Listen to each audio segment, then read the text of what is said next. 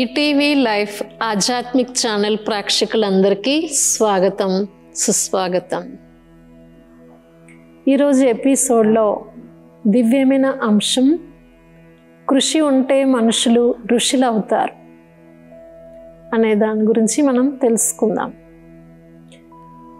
ఈరోజు విద్యార్థి జీవితంలో ఎక్కడైనా సరే ఆధ్యాత్మికంగా అనేది ఎలా అవసరమో విద్యార్థి జీవితంలో కూడా ఒక స్టడీ, ఎడ్యుకేషన్, శిక్ష అనేది అభ్యాసం ప్రతి ఒక్కరికి కూడా కావాల్సిందే.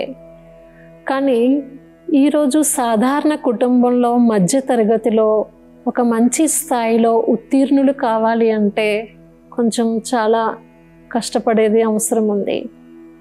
అంటే ఈరోజు జనరేషన్లో మనం ఒక సాధారణ కుటుంబం వాళ్ళు చదువుకోవాలంటే వాటికి అడ్మిషన్స్ అనండి లక్షల్లో, వ్యవహారంలో కాలేజీలో అనండి, సాధారణ స్కూల్లో కూడా చాలా ఖర్చుతో కూడిన విషయం. ఆ రోజుల్లో వాళ్ళకి చాలా ఏకాగ్రత ఉండేది, కానీ సమయం అనుకూలించకపోయేది. సమాజంలో కొన్ని కట్టుబాట్ల కారణంగా చదువుకుందాం అనుకున్న వాళ్ళకి అవకాశం కుదరకపోయేది.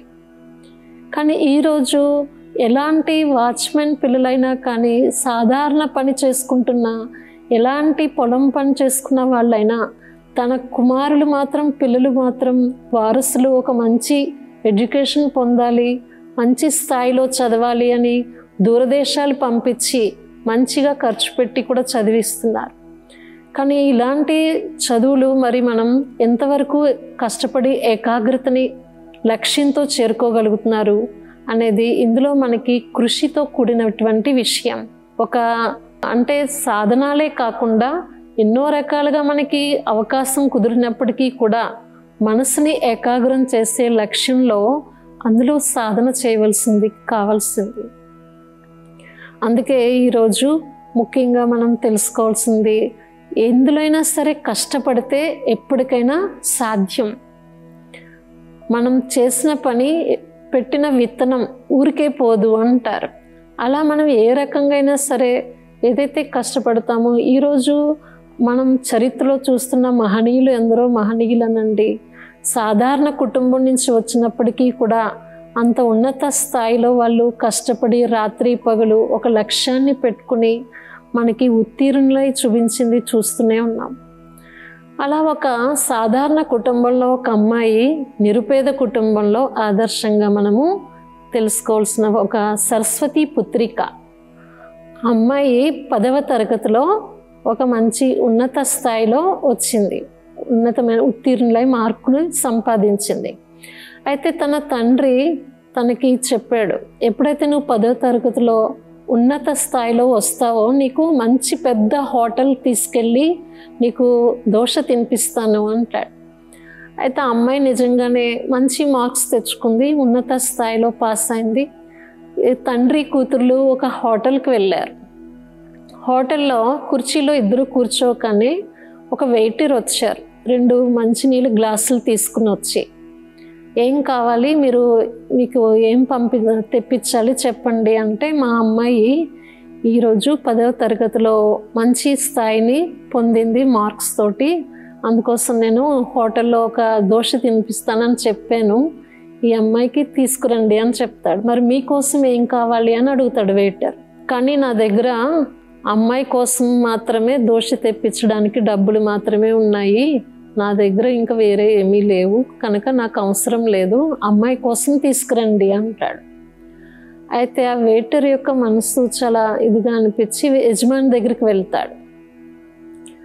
చూడండి సారు, ఒక పేద కుటుంబం నుంచి తండ్రి కూతుర్లు వచ్చారు, అయితే తన కూతురు కోసమే ఆర్డర్ ఇచ్చారు, కానీ తన దగ్గర పైసలు లేదు అంటున్నారు.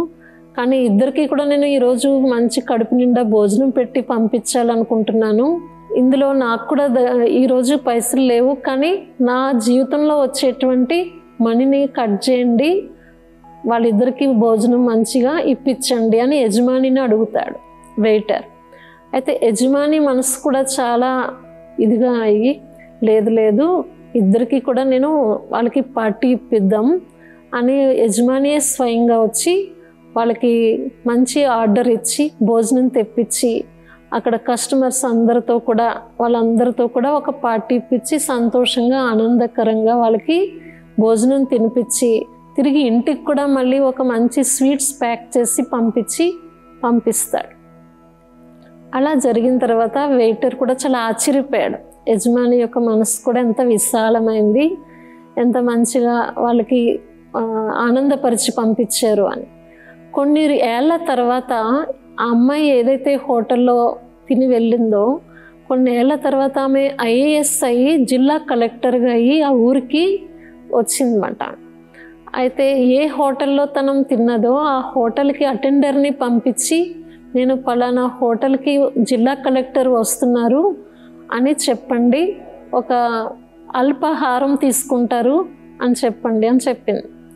ఆ హోటల్ యజమానికి అటెండర్ వెళ్ళి చెప్పగానే ఆయన చాలా ఆనందంతో ఒక మంచి డెకరేషన్తో అన్ని రకాల ఫ్రూట్స్ తోటి టేబుల్ అలంకరించారు. ఆ విషయం తెలిసి కస్టమర్స్ కూడా చాలా హోటల్ నిండా నిండిపోయారు. ఆ అమ్మాయి తండ్రితో పాటు వస్తుంది. ఆ హోటల్ యజమానితో మరియు ఇది వరకు తినిపించిన వెయిటర్ ఇద్దరిని కూడా కలిశారు.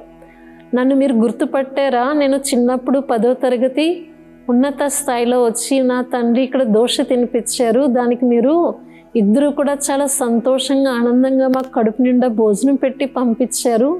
అంతేకాక మాకు ఇంటికి కూడా స్వీట్స్ ప్యాక్ చేసి ఇచ్చారు. మీ మంచితనంలో ఉన్న స్ఫూర్తి ఇప్పటికీ కూడా నన్ను స్పందించి నాలో కూడా ఒక మంచి లక్ష్యాన్ని ఉద్దేశం పెట్టుకుని నేను ఈరోజు ఉత్తీర్ణులై ఇలా జిల్లా కలెక్టర్గా అయ్యి వచ్చాను.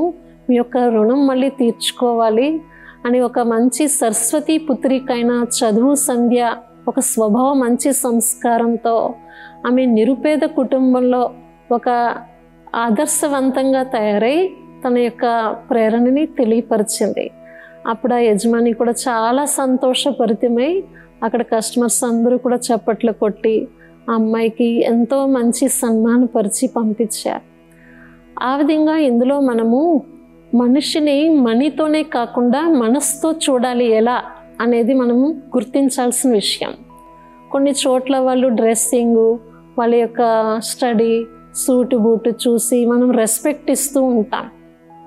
కానీ ఈ నిరుపేద కుటుంబంలో సరస్వతి పుత్రిక అమ్మాయి యొక్క మనం ఏదైతే ఆదర్శం చూస్తున్నామో అలా కొంతమంది మధ్యతరగతిలో ఉంటూ కూడా సాధారణ జీవితాన్ని గడిపినప్పటికీ మంచి స్వభావ సంస్కారాలతో చదువు పట్ల ఒక భక్తి శ్రద్ధలతోటి ఉత్తీర్ణులై సాధించిన వాళ్ళు కూడా చాలామంది ఉన్నారు. అలా మనం కానీ ఏదైతే లక్ష్యం పెట్టుకుంటున్నారో ఈరోజు చదువులో ముందుకు రానివ్వడానికి ఈ చదువు యొక్క లక్ష్యానికి బదులు కొన్ని సందర్భాల్లో సాంగత్యం నుంచి కూడా రక్షించుకోవడం చాలా అవసరం. ఈ రోజుల్లో సాంగత్య దోషం ప్రభావం చాలా పడుతుంది. అందుకే అక్కడ మనం మహాభారతంలో కూడా చూసాం కదా, కర్ణుడు అంతటువంటి ధనుర్జారి మరి ఎవరూ లేరు, ఆయనంత మహనీయుడు.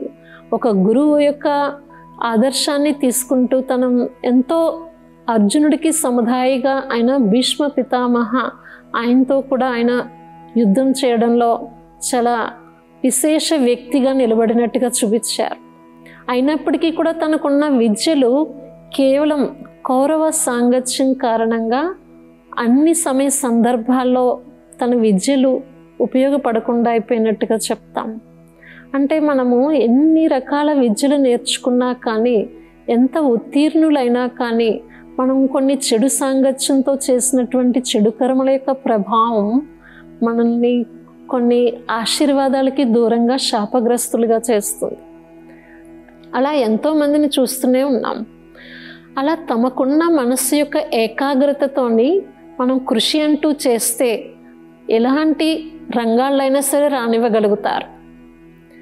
ఒక మామూలు చదువు ఆధ్యాత్మికంగా అంటే ఎడ్యుకేషనే కాకుండా ఆధ్యాత్మిక రంగంలో కూడా మనం ఏదైతే శ్రద్ధగా కష్టపడతామో మన మనసుని ఏకాగ్రం చేసి రాత్రింబవలు కష్టపడిన వాళ్ళు ఈరోజు రాష్ట్రపతి, గవర్నర్గానండి, ప్రైమ్ మినిస్టర్గానండి, వాళ్ళ బ్యాక్గ్రౌండ్ లైఫ్లో కూడా చిన్న స్థాయి నుంచి వాళ్ళు ఎన్ని రకాలుగా కష్టపడి సాధించి త్యాగం చేసిన వాళ్ళే ఈరోజు మనం చూస్తూనే ఉన్నాం.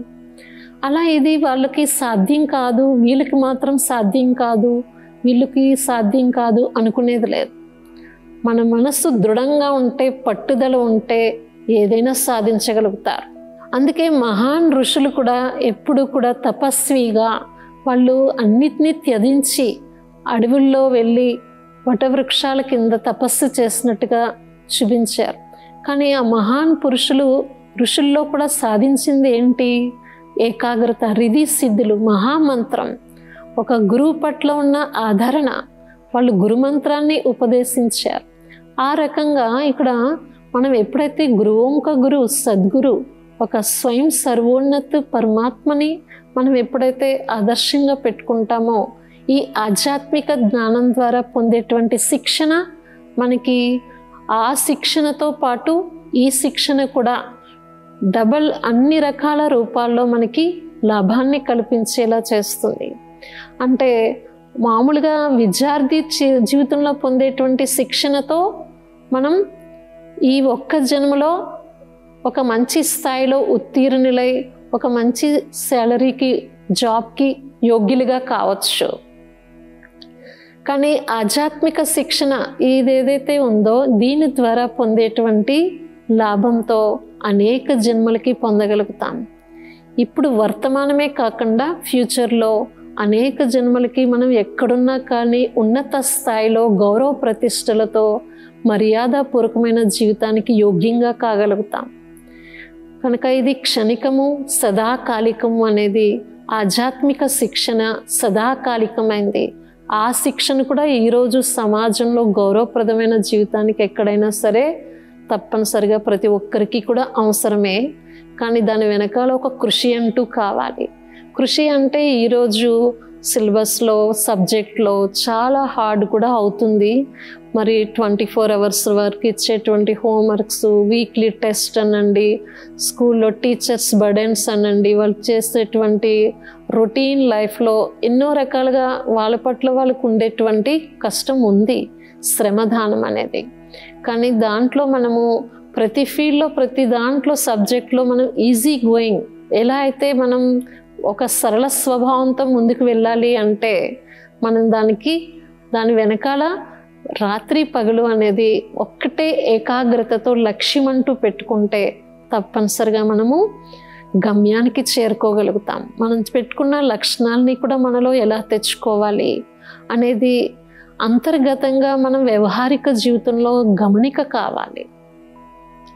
ఎక్కడ మన యొక్క ఇంట్రెస్ట్ వెళ్తుంది ఎక్కువగా, మనం స్థూలమైన యాక్టివిటీస్ అనండి, సాధనాల మీద అనండి, కొన్ని కోరికలు అనండి, ఒక చిన్న ఏజ్ నుంచే ఎక్స్ట్రా ఎక్స్పెక్టేషన్స్ ఎప్పుడైతే ఎక్కువ అవుతూ ఉంటాయో, వాళ్ళకి అన్ని రకాల సౌకర్యాలు అందుతూ ఉంటాయో, అప్పుడు వాళ్ళకి ఒక సాక్రిఫైస్, త్యాగం చేసే భావన అనేది తక్కువ అవుతూ ఉంటుంది. త్యాగం ఎప్పుడు ఉంటుంది?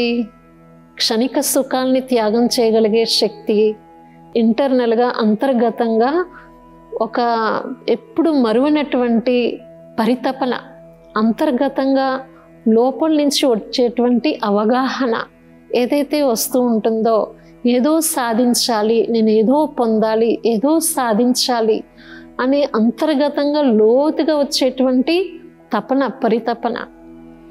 అందుకే ఒక గురువు గారి దగ్గరికి వచ్చి ఒక శిష్యుడు నేను అమరుడిగా కావాలి అన్న వరదానం ఇమ్మని అడుగుతాడు. ఇది సాధారణ మనుషులకి అమరులు అయ్యే వరదానం ఎలా ఇవ్వగలుగుతాం అని ఆలోచించారు ఆ గురువు గారు. అయితే రేపు సరే ఒక నదీ తీరానికి రమ్మని చెప్తాడు. ఆ నెక్స్ట్ డే నదీ తీరానికి వస్తాడు ఆ శిష్యుడు. అయితే రాగానే ఆ వ్యక్తిని పూర్తిగా నీటిలో, నదిలో తీసుకెళ్ళి ముంచేస్తాడు. ఆ ఒక్క సెకండ్ ముంచిన సమయంలో నీకు ఎక్కువ విషయం ఏం గుర్తొచ్చింది అంటే, లాంగ్ టైం మనం సబ్కాన్షియస్లో, మైండ్లో ఏ విషయం మీద ఎక్కువగా ఉంటుందో అది ఆ సెకండ్ తక్కువ సమయంలో కూడా మనకి ఆ విషయమే మెదులుతుంది. అలా ఆయనకి ముంచిన ఒక్క సెకండ్లో కూడా లేపిన తర్వాత నీకు ఏ విషయం ఎక్కువగా గుర్తుకు వచ్చింది? ఒక్క నిమిషం శ్వాస దొరికితే చాలు అనిపించిందా? నేను ఒక మంచి స్థాయిలో ఉన్నతి, ప్రగతిలో రావాలి అని లక్ష్యం గుర్తొచ్చిందా అని అడుగుతాడు అన్నమాట. అంటే ఆ ఒక్క సెకండ్ విషయంలో కూడా ఎప్పుడైతే వానికి లోతుగా ఇంటర్నల్గా అంతర్గతంగా నా జీవితంలో నేను ప్రగతిని సాధించాలి, నేను ఒక జీవితంలో ప్రగతిని సాధించాలి అని పరితపన ఏదైతే ఉందో ఆ ఒక్క సెకండ్ శ్వాస కోసం కూడా పరితపించకుండా లక్ష్మి గుర్తొస్తుందన్నమాట. అది పరీక్ష ఇస్తాడు అక్కడ గురువు అన్నమాట. ఎప్పుడైతే నీకు ఆ తపన వస్తుందో నువ్వు తప్పనిసరిగా సాధిస్తావు నువ్వు అనుకున్న దానికి అని చెప్తాడనమాట. అలా మనము కూర్చున్నా, లేస్తున్నా, చదువుతున్నా, బయట తిరుగుతున్నా కానీ ఒక మంచి ఐఏఎస్ అవ్వాలి, నేను కలెక్టర్ అవ్వాలి, ఒక ఇంజనీర్ అవ్వాలి, డాక్టర్గా అవ్వాలని లక్ష్యం ఉన్న వ్యక్తి ఎక్కడికి వెళ్తున్నా వాళ్ళ కళ్ళ ముందు వాళ్ళకి ఆ లక్ష్యమే కనిపిస్తుంది. అందుకే అక్కడ అర్జునుడు కూడా చూపిస్తారు కదా, చెట్టు మీద ఏం కనిపిస్తుంది అని అందరికీ అడిగినా కానీ అది కనిపిస్తుంది ఇది కనిపిస్తుంది అని చెప్పారు, కానీ ఒక అర్జునుడికి మాత్రం ఆ పక్షి గుడ్డు మాత్రమే కనిపిస్తుంది అని చెప్తాడు. అంటే నిజంగా కష్టపడి చదువుకునేటువంటి కృషి ఉన్న మనుషులు ఎవరైనా సరే వాళ్ళ దృష్టిలో ఎప్పుడు పడుకున్నా లేచినా నిద్రలో కూడా ఒక లక్ష్మి వాళ్ళ కళ్ళ ముందు కనిపిస్తుంది. ఆ విధంగా మనం ఎప్పుడైతే అంతర్గతంగా సబ్కాన్షియస్లో మన లక్ష్యాన్ని ఫిక్స్ చేసి పెట్టుకుంటామో అది యాక్టివిటీలో వ్యవహారిక జీవితంలో ఆటోమేటిక్గా మనకి ఏది సౌకర్యాలు అనుకూలించకపోయినా కానీ ఆ గట్టి సంకల్పం అనేది తప్పనిసరిగా సిద్ధిస్తుంది, అన్నిటినీ కూడా అనుకూలంగా చేస్తుంది. ఆ వ్యక్తులు కూడా మీకు ఎక్కడో అనుకూలంగా లేని వాళ్ళు కూడా మీకు వచ్చి మీకు శిక్షణ ఇచ్చేయడానికి నిమిత్తం అవుతారు, మీకు ఒక మంచి దారి చూపించడానికి నిమిత్తం అవుతారు. నాకు ఒక గురువు కావాలి, నాకు ఆధ్యాత్మిక సాధనలో ఒక మంచి మార్గంలో ముందుకు వెళ్ళాలి, నేను అనుకున్నది ఏదో ఒక సాధించాలి, భగవత్ స్మరణ కోసం భగవంతుడి సమీపంలో వెళ్ళడానికి నాకు ఒక మంచి దారి చూపించే వాళ్ళు కావాలి అని ఎప్పుడైతే సత్సంకల్పం అంటూ చేస్తారో భగవంతుడు తప్పనిసరిగా మీకు ఎవరో ఒకరిని నిమిత్తం ఆధారం చేసి అలాంటి ఒక మంచి మార్గాన్ని తెలియపరిచి చూపిస్తారు. కనుక మనకి ఇక్కడ ముఖ్యంగా కావాల్సింది గట్టి దృఢ సంకల్పం. ఆ సంకల్ప శక్తి ఏదైనా సాధ్యం చేస్తుంది. కనుక మనము బాహ్యపరంగా భౌతిక విషయాల్లోనే కష్టపడడం శ్రమదానమే కాకుండా అంతర్గతంగా మన మనస్సు ముఖ్యంగా ఏం కోరుకుంటుందని గమనించుకోవడం చాలా కావాలి. అంటే ఇక్కడికిప్పుడు టెంపరీ బెనిఫిట్స్ని మనం కోరికలు కోరుకుంటూ వాటిని చూస్తున్నామా, సదాకాలికంగా మన జీవిత మార్గానికి ప్రగతిని సాధించేటువంటి మార్గాన్ని ఎన్నుకుంటున్నామా అనేది మనం మనస్సుని ఎప్పుడైతే ఈ ఆధ్యాత్మిక జ్ఞానంతో మనల్ని మనం పరిశీలించుకుంటామో మన సూక్ష్మంగా కనిపించినటువంటి ఆ లక్ష్యానికి ఏదైతే కొన్ని కారు మేఘాలు లాంటి నీడ లాంటివి కప్పేస్తూ ఉంటాయో ఒక మధ్య తెరలాగా వాటిని మనం తెరుచుకునేటువంటి మార్గాన్ని గమనించగలుగుతాం. కొన్ని సందర్భాల్లో చాలామంది విద్యార్థులు కూడా ఉంటుంది, రకరకాల వాళ్ళ యొక్క టార్గెట్స్ ఉంటాయి, మంచి ఉన్నత లక్ష్యాన్ని పెట్టుకున్న వాళ్ళు కూడా ఉంటారు.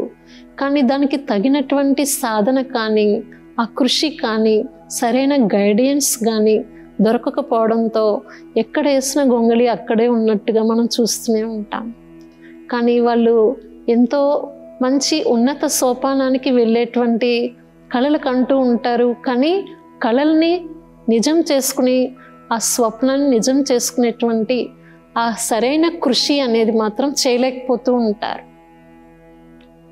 దేని కారణంగా అంటే తమకి తాము సరైన సమయాన్ని ఇచ్చుకోకపోవడం, సమయం కేటాయించుకోకపోవడం, మరియు కొన్ని రకాల సాంగత్యం నుంచి తమని దూరం చేసుకోవడం, కొన్ని క్షణికమైన సుఖాల్ని సాక్రిఫైస్ చేయడం. అలా తన అంతర్గతంగా పెట్టుకున్న లక్ష్యం ఏకాగ్రత వైపు ఎప్పుడైతే ఉంటుందో ఈ ఆధ్యాత్మిక సాధనతో మీకు తోడై కోఆపరేషన్ సహయోగం అంది మనం అలాంటి లక్ష్యానికి చేరుకోగలుగుతాం. అప్పుడు ఆ కృషి అనేది కూడా అనిపించదు.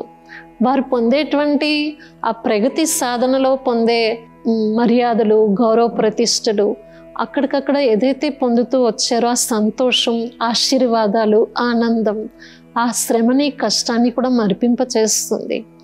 కనుక మనం ఇక్కడ ఇందులో ఎలాంటి కృషి కావాలి అంటే మనం అంతర్గతంగా ఏదైతే లక్ష్యాన్ని పెట్టుకున్నామో దానికి సరైన లక్షణాన్ని ఎలా ఎన్నుకోవాలి, దానికి తగినటువంటి ఏకాగ్రత పట్ల మనం సమకూర్చుకోవలసినటువంటి సాధనని మనం ఎలా అమలుచుకోవాలి, అమల్లోకి ఎలా తీసుకురావాలి అనేది మనం స్వపరిశోధనలో ఎప్పుడైతే ఉంటామో మనకి సమయం అనేది తెలీదు. మనం ఏదైతే పెడుతున్నామో అక్కడ శ్రమ అనేది కూడా మనకి దాని యొక్క గుర్తింపు కూడా మనకి తెలియదు. అలా మనం సమాజంలో ఎంతో మందితో గౌరవ మర్యాదలతో సన్మానాన్ని పొందగలుగుతాం. అంతేకాక తల్లిదండ్రుల యొక్క ఆశీర్వాదాలకి, ఉపాధ్యాయుల యొక్క ఆశీర్వాదాలకి యోగ్యంగా కాగలుగుతాం. భవిష్యత్తు తమ ఊహించిన కళ ఏదైతే నిజం చేసుకుంటామో అది ఎంతో సంతోషాన్ని అనుభవం చేస్తుంది. అందుకే తమ గోటితో కష్టపడిన దానికి ప్రతిఫలం ఆనందంలో వేరు అంటారు. అలా ఒక ఇల్లు కష్టపడి కట్టుకున్నారనుకోండి, వాళ్ళు ఎన్నేళ్ళైనా కానీ ఎంత మంచి ప్రమోషన్స్ వచ్చి తర్వాత కోట్లు పెట్టి ఇంకో ఇల్లు ఎన్నో చోట్ల కట్టుకున్నా కానీ తమ ఫస్ట్ సంపాదనతో వచ్చిన జీవితం ఆ ఇల్లు మీద మాత్రం చాలా తప్పనిసరిగా ఉంటుంది వ్యామోహం. ఎందుకు, నాకు ఫస్ట్ జీవితంతో పొందినటువంటి కష్టపడిన శ్రమ ఆ ప్రతిఫలం ఈ ఇల్లు అని మాకు అది బాగా కలిసి వచ్చింది దాని యొక్క ఆధారంతో అని ఒక సెంటిమెంట్ రూపంలో అయినా సరే గుర్తుపెట్టుకుంటారు. ఎందుకు, ఆ కష్టమే ఫలి అంటారు. ఆ కష్టంలో ఉన్న ఆ శ్రమ యొక్క ప్రతిఫలం మనం వర్తమానంలో ఇక్కడ పొందుతున్న సంతృప్తి వేరు. తర్వాత తదనంతరం వాళ్ళు తరతరాల వాళ్ళు ఎన్ని రకాలుగా తీసుకొచ్చినా కానీ వాళ్ళ తరాల వాళ్ళకు కూడా ఇది ఒక ఉదాహరణ మూర్తిగా కాగలుగుతారు. అలా మనం ఎన్నో రకాల రంగాల్లో ఆధ్యాత్మిక సాధనలో కూడా ఎంత జ్ఞాన యోగాల్లో మనం సాధన చేస్తామో ఇలాంటి కృషి అనేది ఆటోమేటిక్గా రాజ ఋషులకే యోగ్యులుగా తయారు చేస్తుంది. రాజ ఋషి అంటాం మనం. అంటే ఋషి అంటే ఒక వైరాగ్యానికి గుర్తుగానే చూపిస్తాం. అంటే ఇక్కడ మనకి వైరాగ్యం అంటే అన్నిట్లో ఉంటూ కూడా అన్నీ చేస్తూ కూడా మనపై మనం ఎలా సెల్ఫ్ కంట్రోల్, మనల్ని మనం ఎలా కంట్రోలింగ్ రూలింగ్ పవర్ మేనేజ్ చేయాలి. అక్కడ ఋషులు మరి అన్నీ సన్యాసించి సాధారణ జీవితం గడిపినప్పుడే వాళ్ళ యొక్క సాధ్యం చూపిస్తారు శక్తి సామర్థ్యతలో. కానీ ఇక్కడ మనం ఫ్యామిలీ లైఫ్లో ఉంటూ, గృహస్థ జీవితంలో ఉంటూ, ఎడ్యుకేషన్ లైఫ్లో, ఆఫీస్ ఫీల్డ్లో, ప్రజెంట్ లైఫ్లో, బిజీ లైఫ్లో అన్నిట్లో ఉంటూ కూడా ఈ ఆధ్యాత్మిక సాధన ఎప్పుడైతే చేస్తూ ఉంటామో అన్నిట్లో కూడా సహజంగా సరళంగా ఉత్తీర్ణులు కాగలిగే మంచి మనం లాభాన్ని పొందగలుగుతాం. ఎందుకంటే ఇంతగా మనకి తోడ్పడుతుంది ఈ ఆధ్యాత్మిక సాధన అనేది. కేవలం ఒక తాత్కాలికంగా కృత్రిమంగానే ప్రయత్నం కాకుండా న్యాచురల్ లైఫ్లో ఆధ్యాత్మికతని తోడు చేసుకోవడంతో మనకి వచ్చేటువంటి బుద్ధి యొక్క వికసిత వేరు. కనుక మనం ఈరోజు మనం ఈ కొన్ని విషయాల్లోనే కాకుండా రోజంతట్లో మనం 24 అవర్స్లో ఏ వయసు వాళ్ళైనా సరే, చిన్న పెద్ద ముసలి అనే కాకుండా ఎవరైనా సరే, ఏ రంగాల్లో ఉన్న వాళ్ళైనా సరే తమ పెట్టుకున్న లక్ష్యాన్ని సాధించగలగాలి అనుకుంటే ఆ కృషి మనం ఎలా చేయాలి అనేది కేవలం ఆధ్యాత్మిక సాధన ద్వారానే అనేది ఈరోజు ఎపిసోడ్లో మనం తెలుసుకున్నాం. కాబట్టి కృషి ఉంటే తప్పనిసరిగా ఋషులు మరియు రాజ ఋషులు కాగలుగుతారు. భవిష్యత్తు అనేక సుఖశాంతులు సంపత్తి జీవితానికి యోగ్యులుగా కాగలుగుతారు అనేది తెలుసుకున్నాం. నెక్స్ట్ ఎపిసోడ్లో ఒక చక్కని మంచి దివ్య సందేశంతో మళ్ళీ మీ ముందుకు వస్తాం.